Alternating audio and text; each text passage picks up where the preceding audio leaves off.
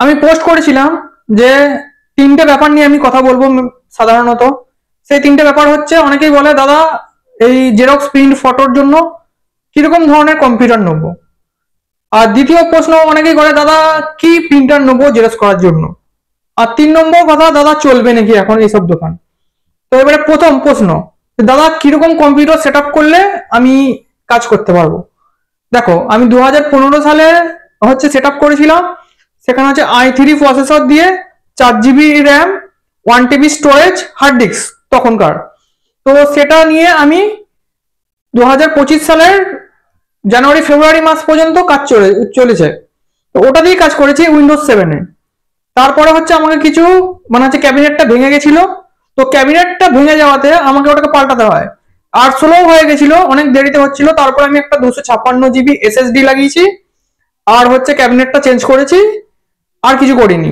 তো খুব যে হাই ফাই সেট লাগবে সেরকমটা নয়, তুমি অল্প ইনভেস্টমেন্টে প্রথমে নামতে পারবে। তো তার জন্য যারা ভাবছো যে 40,000 টাকা, 50,000 টাকা, 60,000 টাকা সেট করবো, কিন্তু ওরকম সেট দরকার হয় না কাজের জন্য। অনেকে বলবে গ্রাফিক্স এর জন্য, হ্যান জন্য, ভিডিও এডিটিং এর জন্য। তো তুমি যে জেরক্স প্রিন্ট আউটের দোকান করছো, সেখানে তো ভিডিও এডিটিং এইসব হচ্ছে, তারপরে গ্রাফিক্স কার্ড এইসব দরকার হয় না অতিরিক্ত জন্য। তার জন্য আমি এখনকার 2025-এর লাস্টের দিকে এসে আমি বলবো, তোমরা হচ্ছে i5 প্রসেসর, 8 GB র্যাম, আর SSD দিয়ে 256 দুটো লাগিয়ে নিতে পারো, বা 512 যদি হয় তোমরা SSD লাগিয়ে কাজ করতে পারো। তো খুব বেশি হলে এখন হচ্ছে এরকম ধরনের, আমি যেটা বলছি সেটআপটা i5 দিয়ে আমি জিজ্ঞাসা করেছিলাম, আমাকে বলেছিল যে 15,000 টাকার মধ্যে মনিটর দিয়ে সবকিছু হয়ে যাবে। তো যারা বলো যে কি কম্পিউটার নেবো, আমি বলবো যাদের বাজেট কম আছে, 15 থেকে 20,000-এর মধ্যে ভালো একটা কম্পিউটার সেট হয়ে যাবে। এবার দ্বিতীয় হচ্ছে, দাদা কি প্রিন্টার নেব। আমি যখন প্রিন্টার দিয়ে শুরু করেছিলাম, সেটা হচ্ছে ইপসন L565 মডেল। তো ওখানে হচ্ছে 4 কালির প্রিন্টার। এটা ফটো প্রিন্ট আমি করি, ফটো প্রিন্ট হয়, জেরক্স হয়, আর হচ্ছে ব্ল্যাক এন্ড হোয়াইট হয়। একটা মেশিনেই photo, colour xerox, colour print out মোটামুটি সব ধরনের হয়।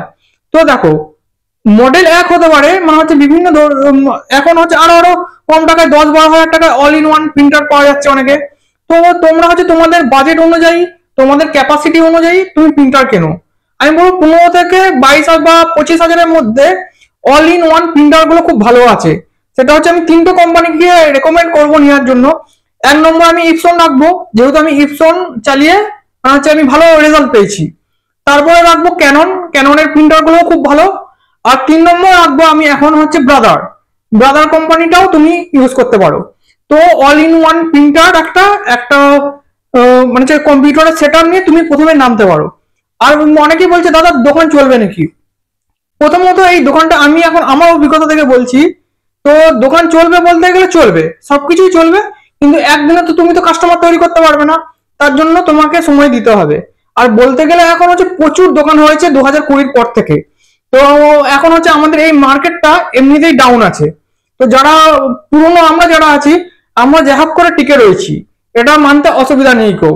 তো প্রচুর দোকান হয়েছে, প্রচুর বেকারত্ব আছে, এই একটা তো ব্যাপার আছে। এমনকি যারা আমার কাছে কাজ করতো তারাও কিন্তু দোকান করে বসেছে। তো সেটা আমি তাদের উপর রাগ করবো কেন। কারণ হচ্ছে তারা দেখো, তারা 18-19 বছর বয়স হয়ে গেছে 12-এর পরে। তো তারাও হচ্ছে কোনো না কোনো জবের জন্য, যদি দোকান করার পজিশন থাকে, তারাও দোকান করছে। তো আমাদের এই প্রফেশনটা দেখছি এই দোকানের ব্যাপারটা, জেরক্স, প্রিন্ট আউট, ফটো, এটা একটু ডাউন আছে। তুমি যদি কাজ করতে পারো, কাজ অবশ্যই পাবে, টাকা ইনকাম করা যাবে। কিন্তু যে তুমি প্রচুর ইনকাম করতে পারবে প্রথমে নেমে, এটা ভাবলে হবে না। কিন্তু তোমার চলে যাবে, এটা আমার অভিজ্ঞতা থেকে বলছি। আর ব্যবসা চলবেই, সেটা হচ্ছে গ্রামে করো, শহরে করো, তোমাকে ধৈর্য দিতে হবে এবং তোমার স্কিলের উপরে হচ্ছে তোমার কাজ। আমি যেহেতু 2015 সাল থেকে দোকান করছি, তো আমার অনেকটা অভিজ্ঞতা হয়েছে, এখনো অভিজ্ঞতা হচ্ছে। বা আমার থেকে যারা আরো পুরনো দোকান আছে, তারা আমার থেকে বেশি অভিজ্ঞতা। তো হচ্ছে তোমাকে ধৈর্য দিতে হবে, তোমাকে কাজ করতে হবে। তুমি যদি এখানে নেমে যাও কাজ করতে, তো আর কোনো দিকে ভাবো না, এটার মধ্যে তোমাকে টাইম দিতে হবে।